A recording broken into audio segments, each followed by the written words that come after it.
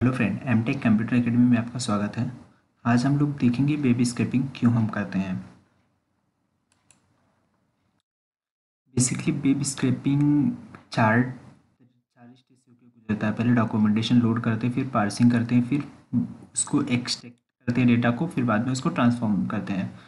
और document load करना मतलब यूआरएल को हम लोग लोड करते हैं, फिर बाद में उसको एचटीएमएल वगैरह के थ्रू एचटीएमएल पार्सर होता है या एक्सएमएल पार्सर होता है, उससे हम लोग पार्सिंग करते हैं। पार्सिंग करने के बाद प्रोग्रामिंग के थ्रू हम लोग डेटा को एक्सट्रैक्ट करते हैं। बाद में प्रोग्रामिंग का उपयोग करके डेटा को ट्रांसफ़र करके हम लोग उसको कोई फाइल में या लोकल डिस्क में सेव करते हैं।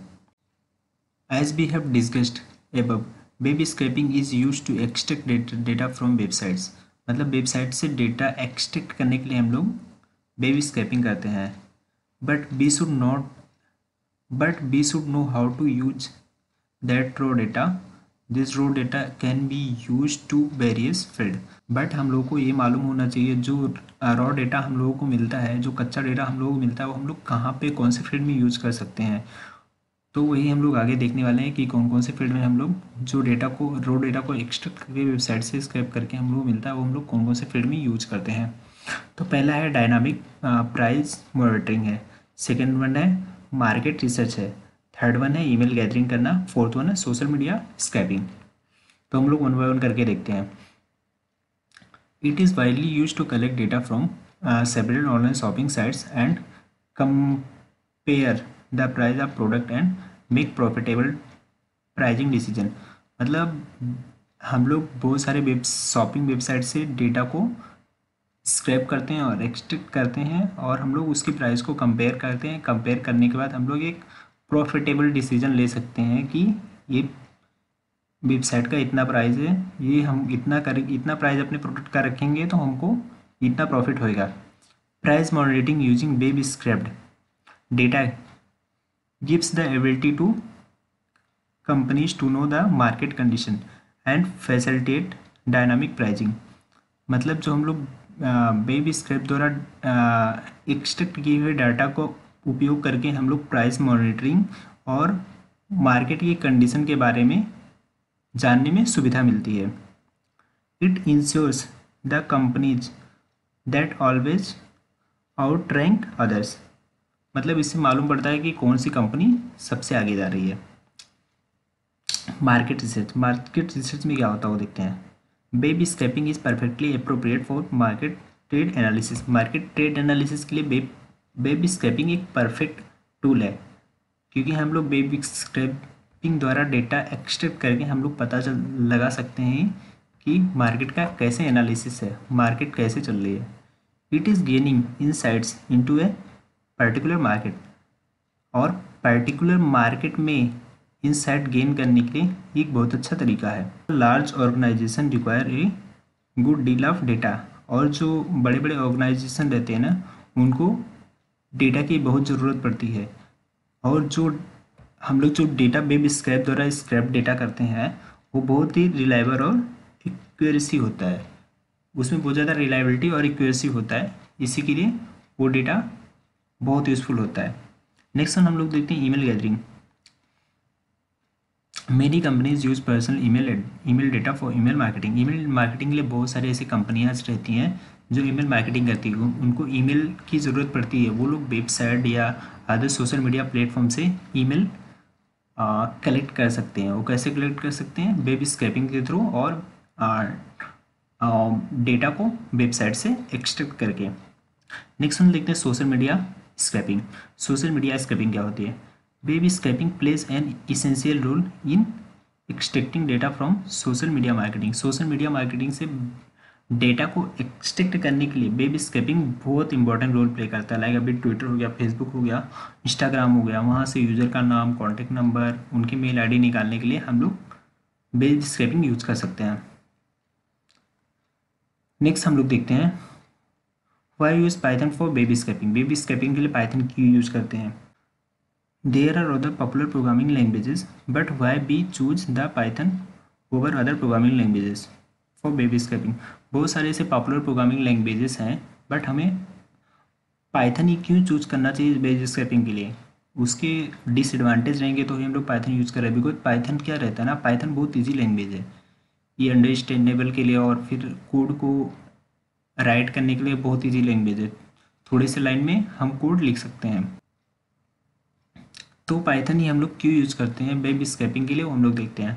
फर्स्ट है dynamic type. In Python we do not need to define data type for variables. Variables के लिए हम लोग डेटा टाइप डिफाइन करने की ज़रूरत नहीं पड़ती। लाइक ये इंटीजर है, फ्लोट है, जिसके अंदर जो वैल्यूज स्टोर, जिस वेरिएबल के अंदर जो वैल्यूज स्टोर कर दिए वही वो उसी टाइप का डेटा टाइप हो जाता है। We can directly use the variable whenever it require. और हम लोग जब भी कहीं भी वेरिएबल की ज़रूरत पड़ती है वहाँ पे हम लोग वेरिएबल डिफाइन करते हैं और उसके अंदर वैल्यूज़ को स्टोर कर देते हैं।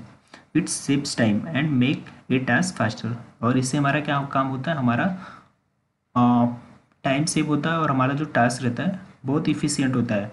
Python divide its classes to identify the data type of variable. और पाइथन कैसे उसके क्लासेस के अकॉर्डिंग वो डिफाइन करता है कि वो किस टाइप का वेरिएबल है।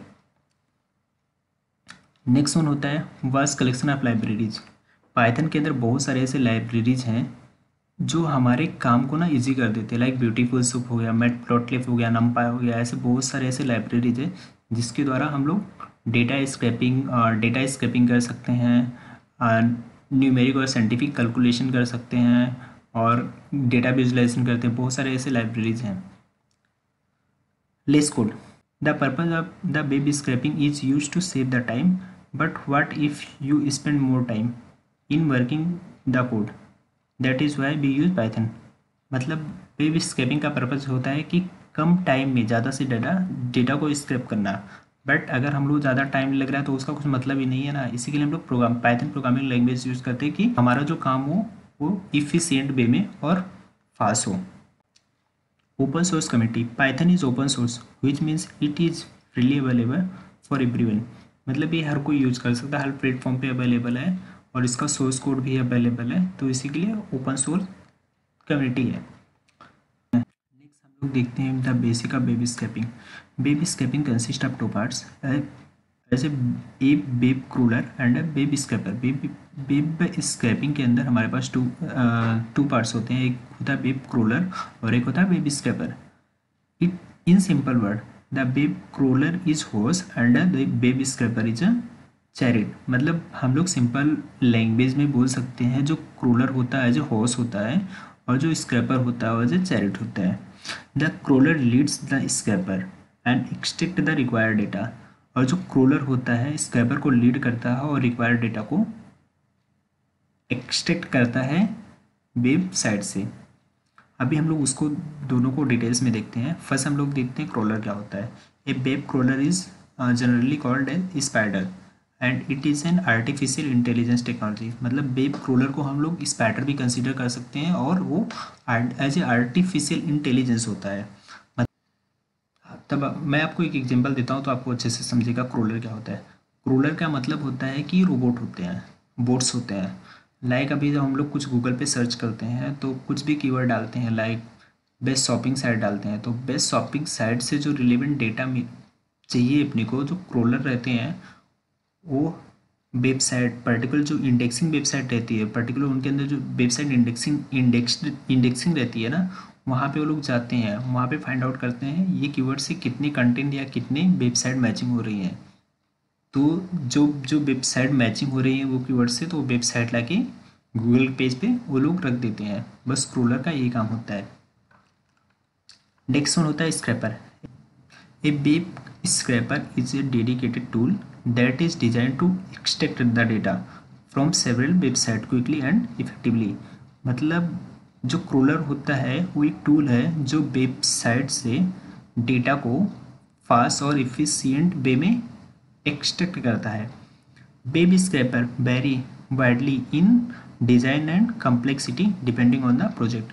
प्रोजेक्ट के बेसिस पे वेब स्क्रैपर डिज़ाइन और कम्प्लेक्सिटी में बहुत ज़्यादा डिफरेंट होते हैं। अभी हम लोग नेक्स्ट देखते हैं how does the web scrapping works. Web scrapping कैसे काम करता है। मोस्टली वेब स्क्रैपिंग 4 स्टेज से होकर गुजरता है। फर्स्ट होता है हमारा find the URL that you want to scrape. Second word होता है inspecting the page. Third one होता है write the code. Fourth one होता है store the data in the file. First हम लोग देखते हैं find the URL that you want to scrape. मतलब जिस वेबसाइट का आपका डेटा फाइंड आउट करना चाहते हो, जिस वेबसाइट का डेटा आप एक्सट्रैक्ट करना चाहते हो, स्क्रैप करना चाहते हो, फर्स्ट उस वेबसाइट का यूआरएल आपको फाइंड आउट करना है। First you should understand the requirement of the data according to your project. पहले अपने को ये ज़रूरी होता है कि हम अपने प्रोजेक्ट के लिए कैसे टाइप का डेटा चाहिए, क्या डेटा चाहिए, उसके अकॉर्डिंग हम लोग वो वेबसाइट को ढूंढते हैं और वेबसाइट से डेटा को हम लोग एक्सट्रैक्ट करते हैं।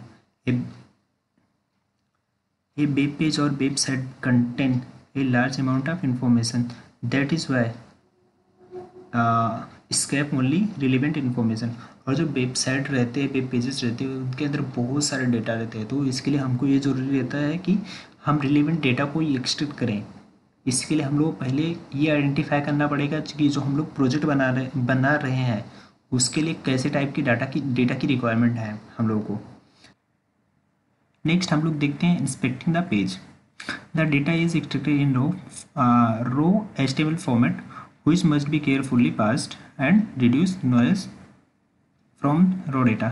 जो कुछ भी डेटा हम लोग एक्सट्रैक्ट करते हो और HTML फॉर्मेट में होता है जिसे हम लोग केयरफुली पार्स करना चाहिए, और वो डेटा जो हम लोग को रॉ डेटा मिल रहा है उसमें उसके अंदर से नॉइज़ भी कम करनी चाहिए। In some cases data can be simple as name और एड्रेस और complex as high dimensional weather और स्टॉक मार्केट डेटा। मतलब कभी कभी हमें simple data as a name और एड्रेस मिलता है और complex data like high dimensional weather और स्टॉक मार्केट का डेटा मिलता है। थर्ड वन हमारा write the code. Write a code to extract the information, provide relevant information and run the code. मतलब इसके अंदर हम लोग कोड लिखते हैं, लाइक कभी पाइथन की कोड लिखनी, कोई भी लैंग्वेजेस की कोड लिखती है, इसके अंदर कोड लिखते हैं। कोड लिखने के बाद रिलेवेंट कोड रन करने के बाद रिलेवेंट इन्फॉर्मेशन हम लोग एक्सट्रैक्ट करते हैं। फोर्थ वन है store the data in a file. Store the information in required CSV, XML, JSON file format. मतलब जो हम लोग डेटा को स्टोर करते हैं वो कोई भी फाइल फॉर्मेट में रख सकते हैं।